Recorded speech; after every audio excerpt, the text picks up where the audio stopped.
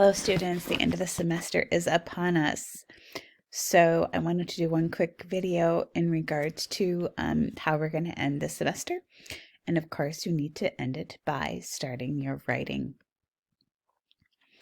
As you recall, you read the pie, looking for sensory details, description, and theme. You did a narrative arc, planning out your story, or how to plan out your story. You read Fish Cheeks to learn how to do that. And then you should have chosen a topic and then completed the story arc for your own narrative. You were to then start writing on this template. Now, for task number 6, when it says write 10 sentences, it's really just about writing 10 sentences so that you can get started. And you should have written it on the narrative essay template just so that it's in the correct format and I can see it, and then you can submit this final one to turn it in. So all it really is just the formatting for MLA formatting, and then you have to put your name in there and then the title, and then just start writing your essay. And what I mean by 10 sentences, that's just a really good way to get started. And there's no magic to it. You just get started and continue. So that's where we left off last week. So then for this week, which is lesson 2, you just have to finish writing your narrative. There's one thing this is the video that you should be watching, which is watch the overview video. There is one task to complete that is one more skill task, and that's just reviewing dialogue rules. There's a video that talks about what they are, and then you just complete this one simple worksheet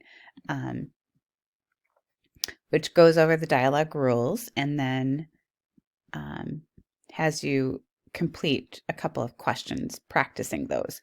And this is a great tool, so please don't skip this part and just learn how do I punctuate my dialogue. And one of the most important things is to remember is that every time there's a new speaker, you have to indent.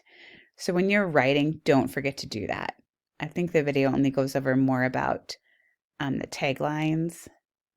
So don't forget that when you have a new speaker, it's a new line, and then you indent. So that's the first task. And then after that, for lesson 2, which is just finishing up the narrative, you should revise once you're finished with your story. Again, it's only about 2 pages long. It's 600 to 1,000 words, not a super long story. Here's a video talking about the revisions that you should do for your first round.